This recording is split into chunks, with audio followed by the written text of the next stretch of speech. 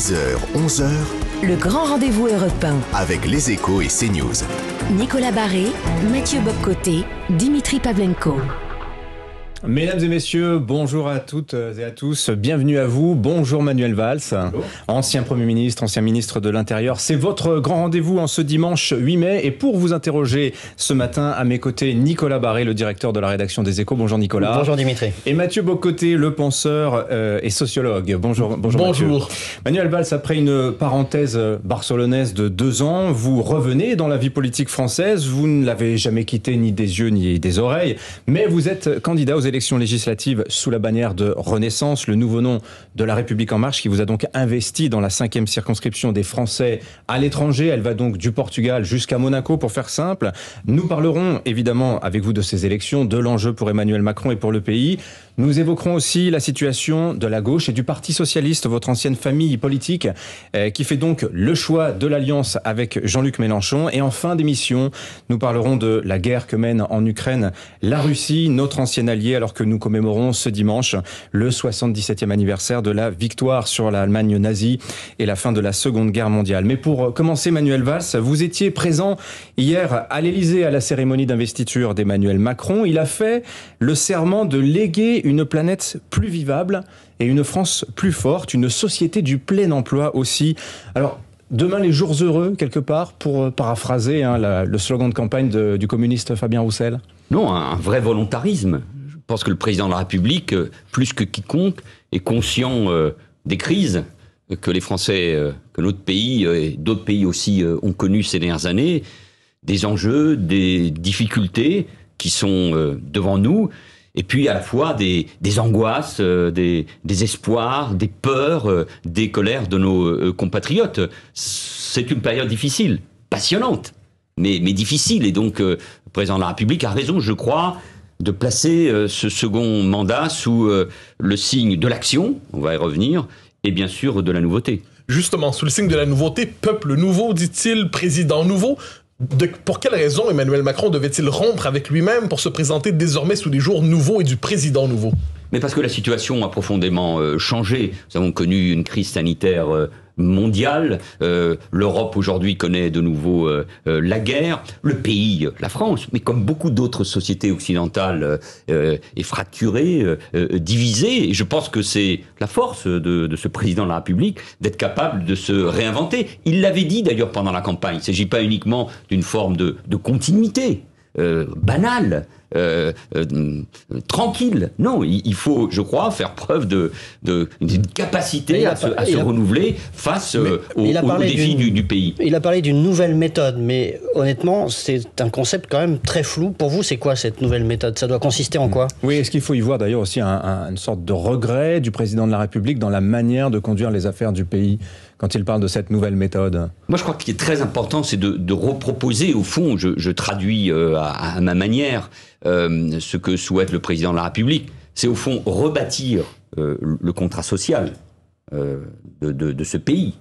Parce que... Pourquoi il est détruit? Non, vous savez, j'ai connu une période où j'étais ministre et surtout Premier ministre, où le président de la République de l'époque, François Hollande, avait indexé et même considéré que ça pouvait être un obstacle au fait qu'il se représente. Il avait indexé l'ensemble de sa politique à la courbe de l'emploi, oui, au fait que le chômage diminue. Le chômage diminue massivement. Nous retrouvons la croissance malgré les difficultés économiques, vous les connaissez bien, qui sont devant nous. Mais quand on fixe des priorités aussi importantes sur l'école, sur la santé, sur les retraites, quand nous considérons qu'il faut lutter contre les inégalités, pas uniquement de revenus, elles sont une réalité, mais territoriale, géographique, sociale, générationnelle. Elles se sont exprimées à travers les votes, notamment du premier tour de l'élection présidentielle. Oui, il faut recoudre en permanence. Oui, mais donc la méthode, c'est quoi? C'est parler davantage aux syndicats, aux élus locaux, ce qui n'a pas été suffisamment fait dans le premier mandat, c'est ça qu'il faut comprendre? Mais ça a été rappelé. Le président de la République, Emmanuel Macron, a dit qu'au début du quinquennat qui s'achève, il avait voulu aller très vite. Donc oui, la méthode sur les retraites ou sur l'école, la discussion avec les partenaires sociaux, avec les élus locaux, lui-même d'ailleurs. Aucun d'entre nous ne peut se mettre à sa place. Je ne rentre pas du tout dans l'idée de la monarchie républicaine, mais c'est un fait. Il est le seul élu directement par tout le peuple. contrairement à ce qu'on dit ici, ça n'est ni Marine Le Pen, ni Jean-Luc Mélenchon. C'est lui. Donc, c'est lui qui voit, au fond, le mieux ce rapport avec les Français. Donc, son propre rapport avec les Français, oui, il va évidemment le travailler. Et le deuxième élément qui me paraît essentiel, c'est en effet renouveler, refonder le contrat démocratique. Mais il faut attendre, là, les propositions du chef de l'État, du futur Premier ministre et de la majorité, notamment pour ce qui concerne les institutions, le rapport aux Français, revivifier notre démocratie, parce que les fractures que j'évoquais et l'abstention importante que nous avons connue, et pas seulement à l'élection présidentielle, je pense aux élections locales il y a 1 an et 2 ans, montrent qu'il y a là, oui, une forme parfois de rupture démocratique sur laquelle il faut être plus qu'attentif. Vous avez parlé du Premier ministre, ça a été une des questions de la semaine. Comment se fait-il qu'il soit si difficile de trouver un candidat pour Matignon? Est-ce que c'est lié à la vision qu'a le président de la République de la fonction, peut-être pour reprendre la manière dont Nicolas Sarkozy parlait de François Fillon? Peut-être que le Premier ministre n'est plus qu'un simple collaborateur. Est-ce que vous, qui êtes dans les cercles d'Emmanuel Macron, vous avez ce ressenti? Est-ce que ça explique la difficulté qu'on a, le fait qu'on n'ait toujours pas de nouveau Premier ministre? Vous me laissez quelques secondes. Et Nicolas Sarkozy et François Hollande, et donc forcément Emmanuel Macron, élus pour la première fois à leur première candidature. Emmanuel Macron, lui, réélu. Des hommes plutôt jeunes, Emmanuel Macron très jeune, confronté au quinquennat, mais au fond à la rapidité de nos sociétés numérisées avec les réseaux sociaux, et surtout l'exigence des Français qui place dans le président de la République, au fond, tout. Il est à la fois celui qui décide de notre diplomatie, il est le chef de nos armées, et il doit s'occuper des problèmes quotidiens des Français. Donc, Emmanuel Macron, comme ses deux prédécesseurs, mais lui sans doute le vit également avec une très grande volonté d'efficacité, veut que ça aille vite, qu'il y ait une très grande efficacité. Il ne s'agit pas de supprimer le poste de Premier ministre, il ne s'agit pas de traiter son Premier ministre de collaborateur. Emmanuel Macron ne l'a jamais fait à l'égard d'Édouard Philippe ou celui qui est encore aujourd'hui en place. Donc, à chaque fois, c'est l'efficacité qui doit primer. Quant à prendre le temps, moi je crois qu'il a raison. Enfin, il y a que nous. Nous, les responsables politiques, les commentateurs qui nous interrogeons. Non, je pense qu'il a raison de prendre le temps nécessaire, de respecter la respiration des institutions. Il a été tronisé hier dans une cérémonie à la fois belle, républicaine et sobre à l'Élysée. Donc, dans les jours qui viennent, j'imagine, moi je suis pas dans le secret.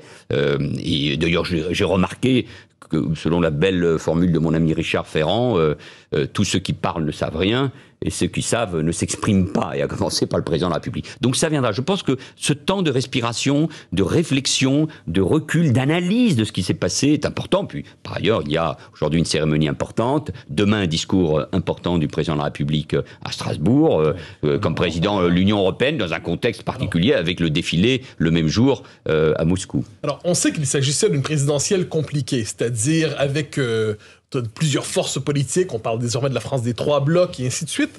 On sait que plusieurs considèrent qu'Emmanuel Macron a eu une majorité finalement pour bloquer Marine Le Pen, une majorité d'adhésion peut-être un peu moins selon plusieurs. C'est un pays, la France, qui a connu de nombreux troubles, de nombreux tourments ces dernières années avec la crise des Gilets jaunes. Là, on se présente dans une situation inflation, hausse des prix et ainsi de suite. Est-ce que la France pourrait affronter, dans les prochains temps, une nouvelle crise des Gilets jaunes? Est-ce que, finalement, le deuxième quinquennat sera un quinquennat gouvernable, ou est-ce que la France a de telles tensions en elle qu'elle pourrait ressurgir très rapidement? D'abord, la force de l'élection d'Emmanuel Macron, parce que moi, je veux casser un certain nombre d'analyses, non pas les vôtres, qui me paraissent justes sur les périls. Il a été élu en améliorant son score du premier tour. C'était un vote d'adhésion au premier tour. Et certes, il y a eu un vote utile, mais pour les autres candidats, notamment Marine Le Pen et Jean-Luc Mélenchon, également, nous le savons, vous l'avez analysé.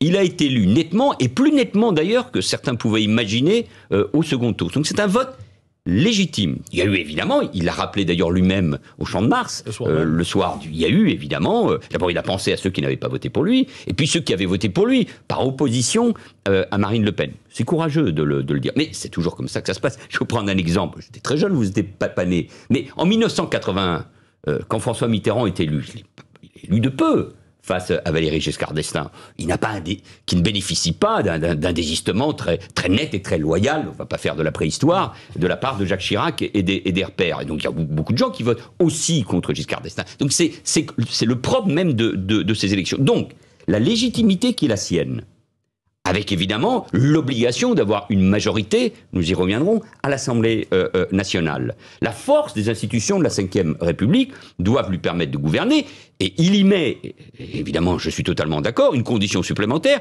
qui est d'être dans ce rapport, cette méthode que nous évoquions, d'écoute et d'action permanente avec le pays. Mais redoutez-vous, permettez-moi d'insister, les Gilets jaunes, c'était sous la Ve République. Les Gilets jaunes, c'était avec un Emmanuel Macron qui avait été très très bien élu, c'est le moins qu'on puisse dire, qui avait en plus la force de la nouveauté pour lui.